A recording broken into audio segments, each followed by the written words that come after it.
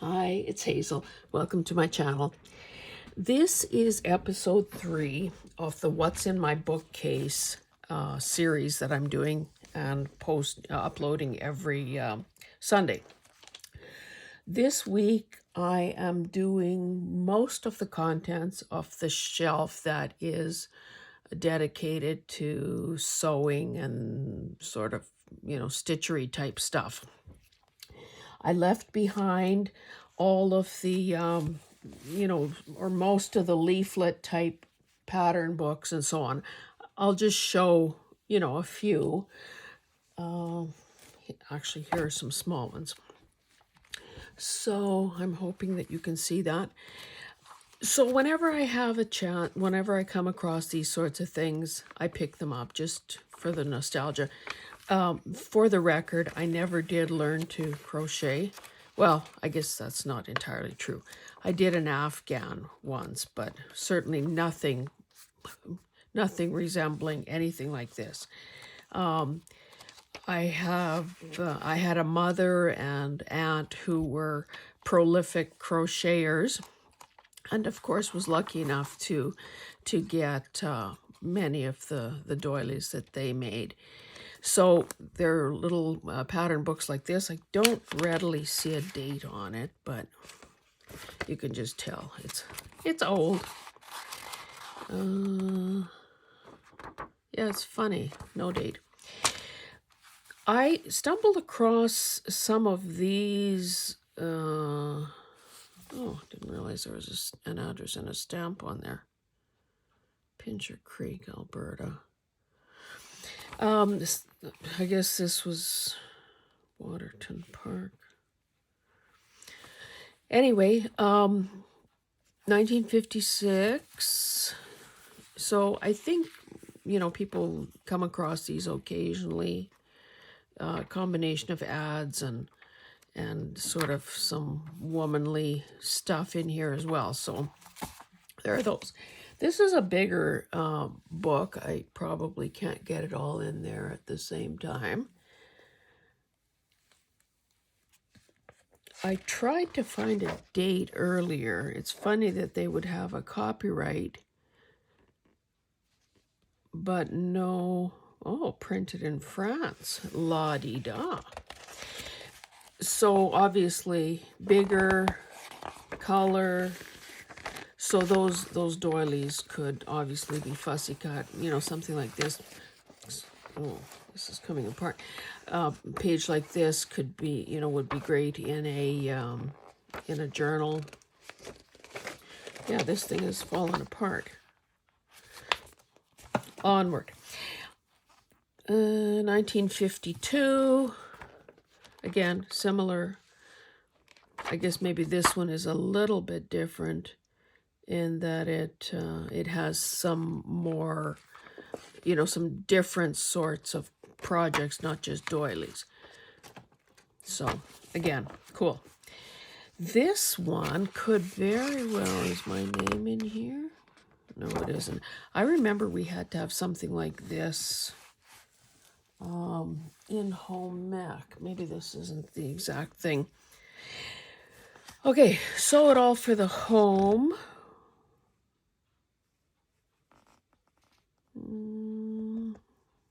Again, no date. So, geez, everything is falling apart this morning. Or maybe I probably took the staples out and used some of the pages in something. Okay, I don't know who Mabel is, but I obviously bought this secondhand somewhere. Oh, this is really old paper. So, well, 1978. So yeah, that's old. Newsprint type paper. Again, a lot of images that could be fussy cut. This sort of page with that kind of regularity to the text is also nice. For signatures, some of these how-to, these technique type drawings are cool also to put in as pages in a homemaking type journal. Not sure where I got this, but obviously secondhand. Nice sandpapers. You maybe can't see that, but it's got, you know, needles, and it shows some stitchery type things. Whoops. Got a cascade of things ready to fall here. Oh, some patterns that were included. So that's nice. These could become obviously folio pages. Color. You know, so cutting out something like that could be the base of a cluster.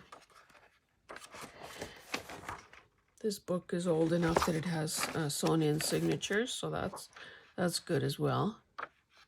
There's something just really nice and graphic about these sorts of the diagrams that you see in these sorts of books.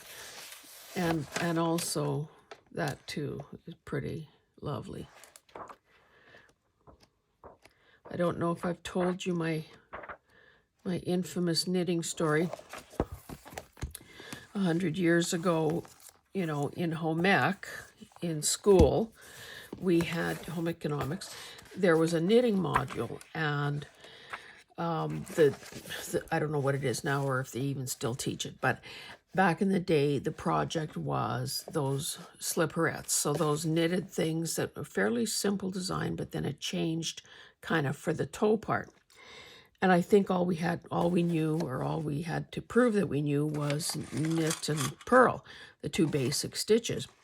Anyway, I must have been an intense young woman because I had those knitting needles. I was knitting so tight that those knitting needles were literally squeaking as they rubbed past each other. And I'm going nowhere with this thing. The size is very small because, of course, the tighter it is, the smaller it is. So this A student wasn't about to let, you know, this bring me down. So my mom didn't know how to knit. I got an aunt to finish my project for me. Well, so, okay, got the credit, blah, blah, blah, and, you know, lived happily ever after, graduated and all that. But, kids, the lesson for today is that if you get someone else to do stuff for you, you don't actually learn it yourself. So to this day, I still don't know how to knit. And, you know, I think that ship has clearly sailed already. But, yeah, it's true. If you want to truly learn something and know something, persevere and do it yourself. Don't take any shortcuts. This is fall 2020, and it's a McCalls Pattern book that you would see. What have we got here? That you would see in a place like Fabricland or you know, any place that sells sewing patterns. So all I did was I was at Fabricland and I asked whether or not they had any old pattern books that they were about to discard. Because I'm thinking, you know, it's probably as big a hassle or big a pain in the butt for them getting rid of things, especially multiple copies of big, heavy books. So it would be I'd be doing them a favor by taking one. So yeah, they checked with whoever was in charge and let me have one. So I mean, clearly this isn't as appealing as something from the 50s or 60s would be, but the paper is pretty good. And I don't know whether you can tell or not. When I was doing some baby books, I fussy cut a bunch of these little outfits, and they are cute beyond belief. So that is worth it in itself. So, and of course, free. This is a fabric covered book that I obviously got somewhere. I don't know, love burgundy. This would be the sort of book that I should take apart and alter just because, I mean, this isn't, the pattern isn't the greatest, but it is, of course, there's a tactile quality to it that's really good.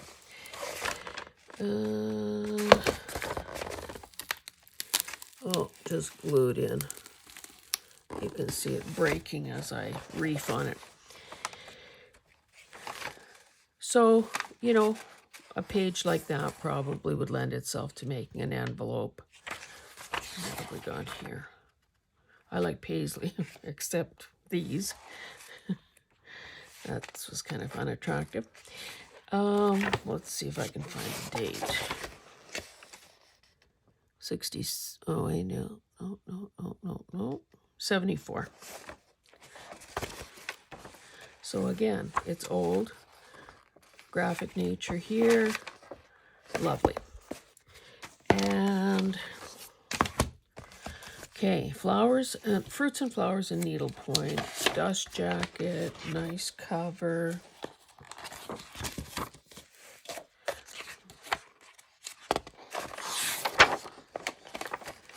Full page color photos, fairly, you probably are seeing the glare, fairly glossy. 91. So I'll just show you a couple images. See, that could easily turn into, it's big enough that it could be something. You know, it could form the basis of a cover. Well, that's kind of cool if a person wanted, was doing something sort of with a more medieval time frame. These full color pages could also be, or something like this, could also be turned into envelopes or pouches. So these things, I mean, if you can grab them at a price that appeals to you, there are definitely lots of possibilities here. Okay, I'm going to, if you allow me, I'm just going to regroup for a moment. Move these things out of the way. I have this desk that I work at is an old oak desk that has the two pull-out, I call them wings, but obviously they're not wings. So it allows me to make piles around me.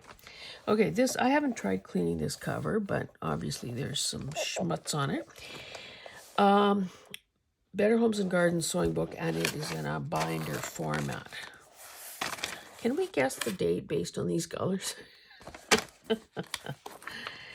And there probably won't be a date.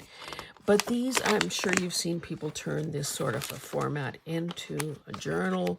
There are 19 dividers that are kind of a heavier weight paper. 5 rings, easy breezy. And you know, the only reason I haven't tackled this is because I have so many other things on the go. But definitely worth grabbing if you ever find one. I mean, quality-wise, it's just, it needs a good wiping, but corners and everything are intact. This one is called Nostalgia Crafts Book. Matte paper. Don't remember where or when I got this. 74. Look at that happy family. Black and white patterns, and oh, that's nice. And because it's landscape, these pages could easily lend themselves to becoming pages in a journal. You know, I hope you're enjoying this book series, but I know I am, because it gives me another chance to flip through something that I forgot that I even own. So yeah, this one definitely has possibilities. This page could be cut into 9 little, you know, journaling cards. Or, oh, and see that? Like, just love that. Yeah, this is definitely cool. some color. Ooh, it's a bit scary. Yeah, nice. This might have to stay nearer the top of the pile.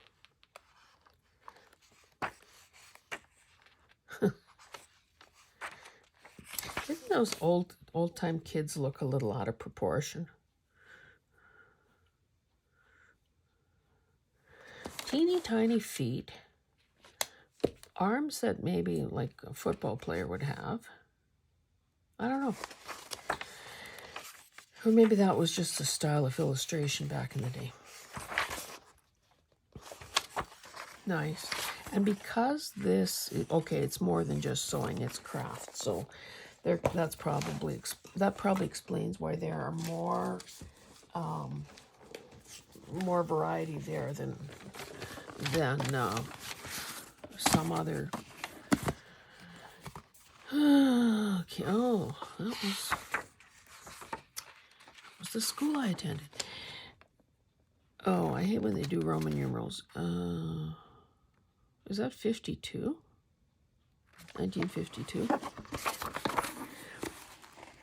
This book has lovely paper. Again, these sorts of funny. It's got a glued. They're glued in. If you ever want to learn how to set in a sleeve,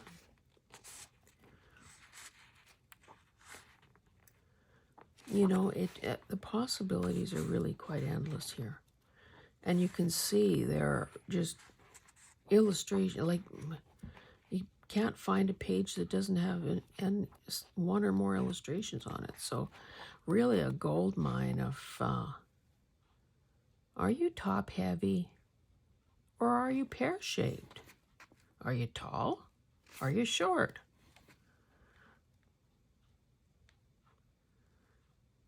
Whoa. Are you a linebacker? Yeah. You'd think I knew something about football the way I'm talking. Okay, on this shelf, I also have, you know, some of these peripheral categories. You know, don't have enough of them to warrant their own shelf. So this book is Antiques on the Cheap. 1998. So it seems to me that there were some cool drawings in here that, you know, could find their way into a book. Again, a glued binding. I have books like this that are better than this one in terms of illustrations, but certainly this would have its place as well. Sort of a how-to book, like mending broken china and so on. Cleaning silver and brass. Cool. Housewives' Guide to Antiques.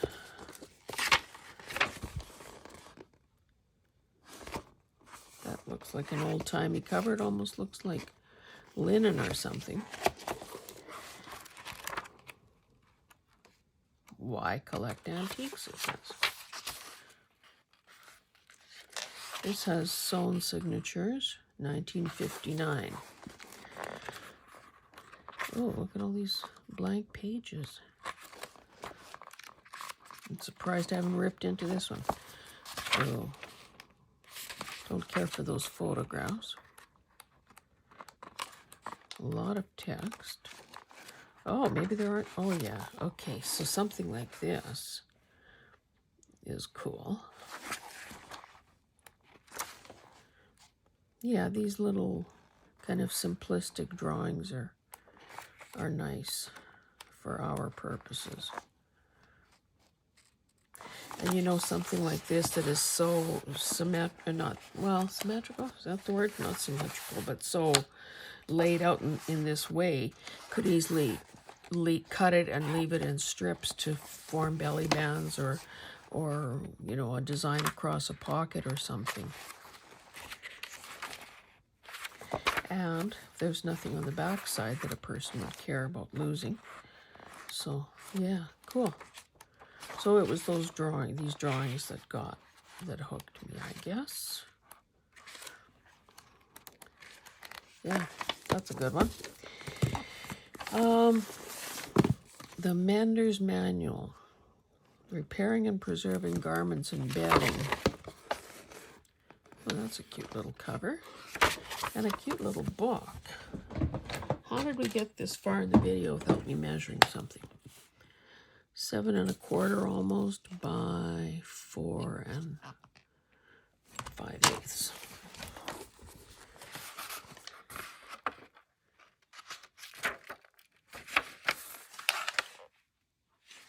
Glued binding, 1976. So again, some good illustrations, but of course much smaller because the book is much smaller.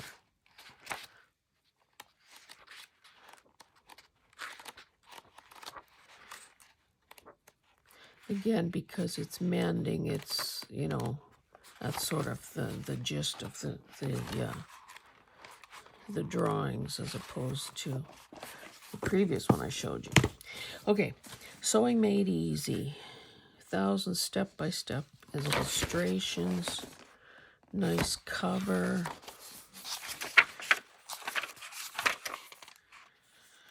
This edition would be 1986.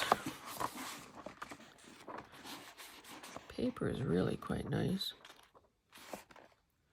Fussy cut those girls' heads.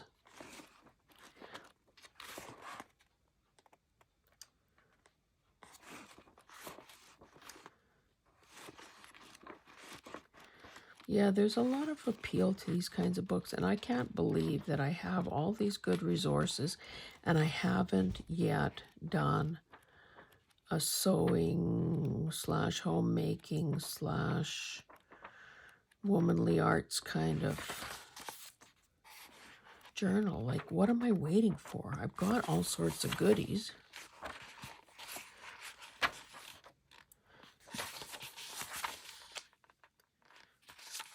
We love pages with rows of numbers and columns of numbers. See, this is another one of those anomaly type things. The Story of Wedgewood.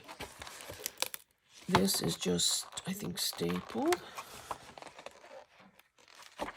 Oh, no, it's sewn. And it is about, you know, the Wedgewood pottery type pieces.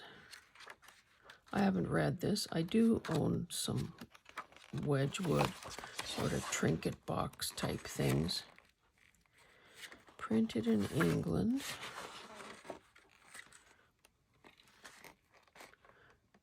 So those would be the markings.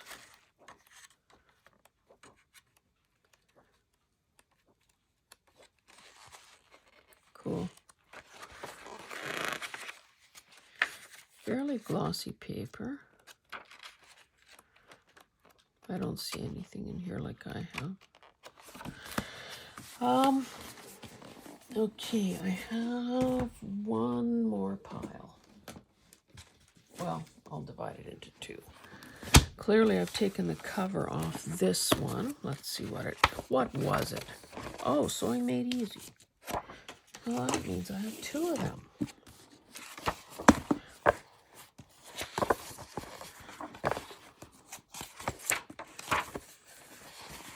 Are they identical? Oh, new revised edition. 19... Is that 19? I usually, if I come across this in a thrift store or something, I usually have to pull out my phone and let Google convert it for me. I think that could be 1960. But, okay, let's see how identical these are. So that's page 13.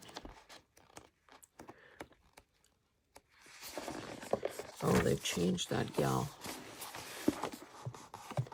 They've modernized this.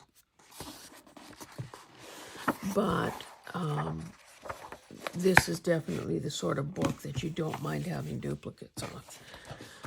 So I've taken the cover off, which means that I can certainly dip into this and begin harvesting the parts that I want. Well, those are cool. Fancy dancy buttons. Nice. Modern Household Encyclopedia. Just looking to see if how come the woman or that author's name seems a little familiar? 1954.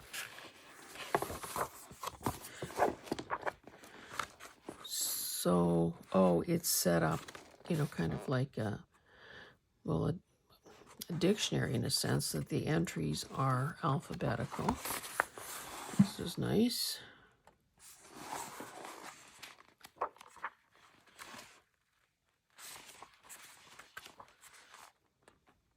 Oh. If you ever wanted to poison someone, here is the... Oh, no, this isn't. It offers the treatment. If someone is trying to poison you... where does my mind go? I've watched too many Netflix murder series, I think. Again, not as heavily illustrated as some of the books I've shown you. This is more generic,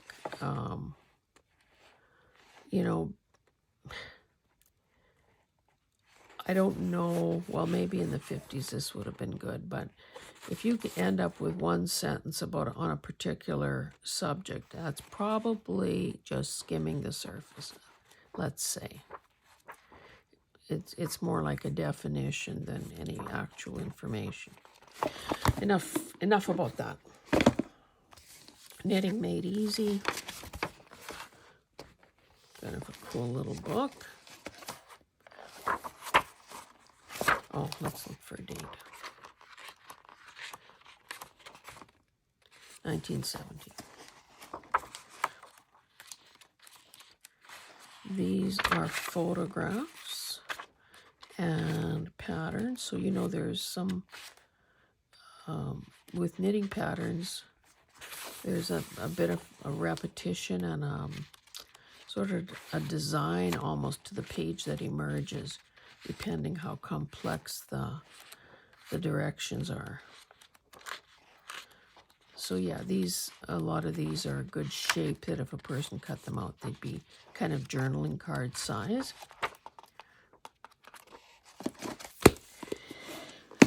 Fabrics for historic buildings.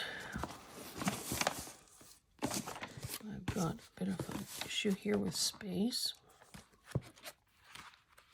This is a soft cover. Oh, look at those end papers. Soft cover. I did not pay $9. You can bet your bottom dollar on that. $19.90. The cover is really nice. I like that ornate stuff. Let's see what we have for illustrations. Hand weaving trim.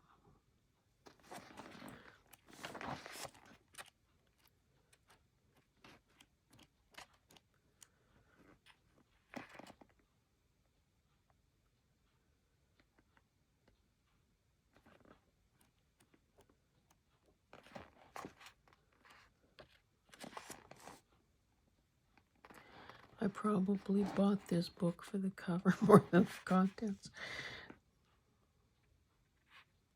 Okay, so here they've identified some old patterns.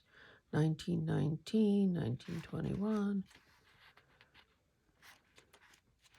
I guess this is almost like a reference book or something to maybe somebody who's maybe setting up museum displays or circa 1891.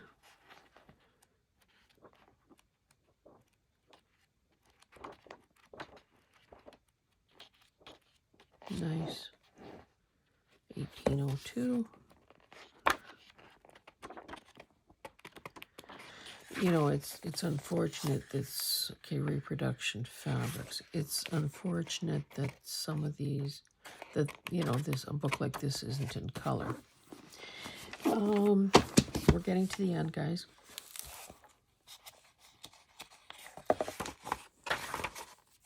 $19.68 for this edition, and it's called Tailoring. Back in the day, there used to be a program that was run under, I guess, the Provincial Department of Agriculture, that provided district home economists and district agriculturalists. So the district home economists provided advice to, I guess, farm women about well, anything that falls under that umbrella. So it could have been if you were planting a garden, or doing home preserves, or anyway, I remember registering for a tailoring course. And somewhere, and I mean the real deal, a lined, tailored blazer with a, you know, the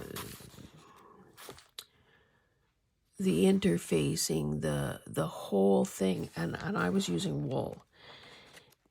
And that's when you buy or make a pressing ham, and the, whatever that cloth was called for, well, a pressing cloth, so that you could, you know, kind of press your seams as you went along without, you know, making an imprint on the other side, especially if you're using something special like wool. Did I ever finish it? No, I didn't, but I have the pieces that are, you know, in various stages of completion, because that's a multi, to do it well. It is a complex and precise art form. So for those of us who are old enough to have, or maybe rich enough to have bought made or bought well-constructed garments, it kind of makes you very sad when you see some of the throwaway fashion these days. Do I regret taking the course? No, I don't. Am I sorry I didn't finish? Nah. You know, sometimes I didn't understand this for the longest time, that sometimes for some of us, we stick with a project just long enough to get what we need to out of it. We don't need to become experts. We don't need to finish it. We don't ever need to do it again. But we got something out of it.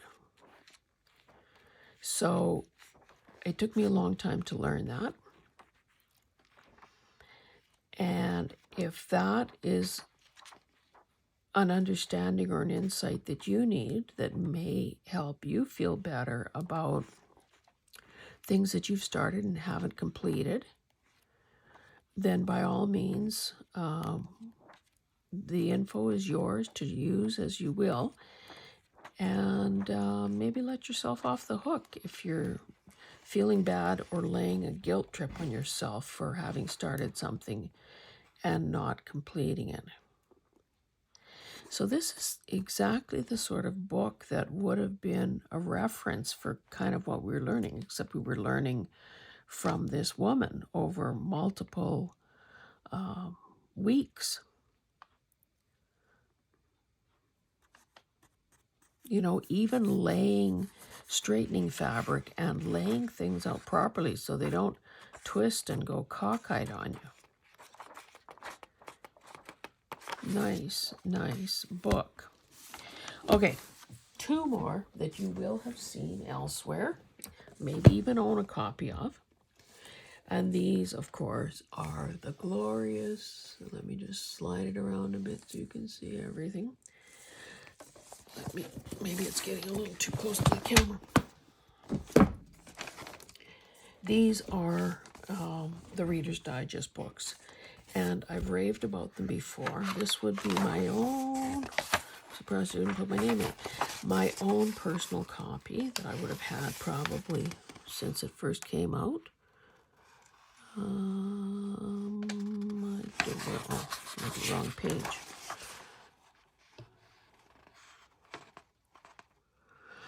Yeah, the late 70s, so 78 on this one. A combination of these sorts of drawings, landscape format, which I know I'm sounding like a broken record, but you can imagine. Fold that in half, damn near perfect. Sewn in binding.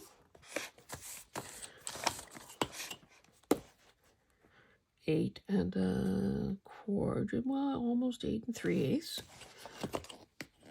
by, you know, a little over 10, 10 and a quarter. Perfect.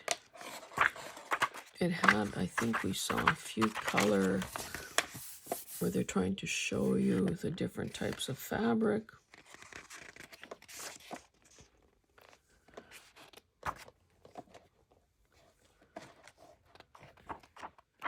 A lovely resource, it seems to me. I cannot see all the boxes yet from the thrift haul videos I still have to do. Of course, there's no way of knowing when you're going to see this, or if you watch thrift haul videos of mine or whatever, but I believe that I just in the last few days picked up another one of these, which now means that I can rip into that one. Because sometimes we preserve books just because they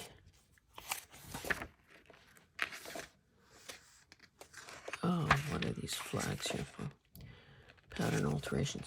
Just because they hold an emotional or sentimental value to us, because they are mint, because they are precious. And then this one, same thing, Reader's Digest, slightly shorter or narrower. And this one is on needlework.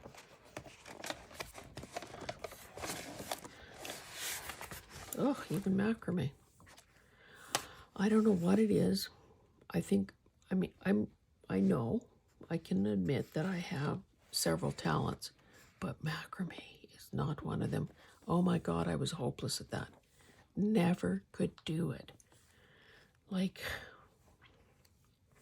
it blows my mind that there are some things that, despite effort and despite trying to, you know, do what's hot, I've done rug hooking. There are some things that, I don't know about you, but this kid surely could not catch on to. And yet some people were just crazy capable of making macrame plant holders. And see, I would never try something like that.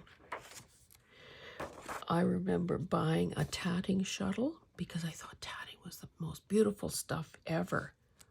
Did I ever make a single thing? No, I didn't. I bet you I still have that little tool, though. And now, if I see tatting in the thrift store, yeah, there it is. I am going to grab it. I told you I crocheted one Afghan in my life, and we know about the knitting. That's a dead end.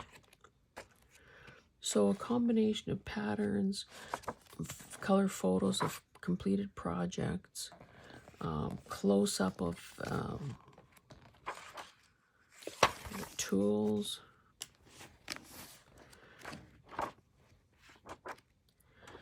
This is another one of those books that if you ever see it, grab it. Because I mean, there isn't a single page in here that disappoints. Another course that I took from that district home economist was quilting. I never became a quilter either, but I did learn some basics, and I certainly wasn't about to make a quilt, but I did attempt to make a quilt hanger and a wall hanging, and part of the appeal there to me was just buying the fabric and those, picking the things that would go together, that whole artistic exercise that goes into that. And of course, learning the precision of sewing, so things, seams intersect as they should. Anyway, I won't make you look at every single page, even though that would be a lovely Zen sort of thing to do.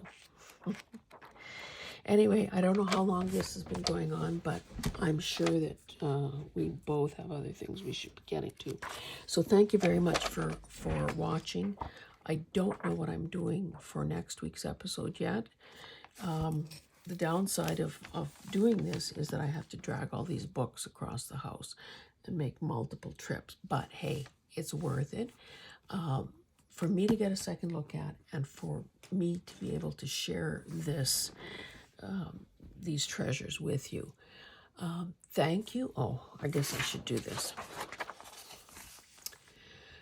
If you're finding value here, if you like what you see, if you are informed, amused, outraged by some of the things I say, then please consider subscribing, giving me a thumbs up, commenting, and telling anyone who'll listen about my channel. Thanks so much. See you next time.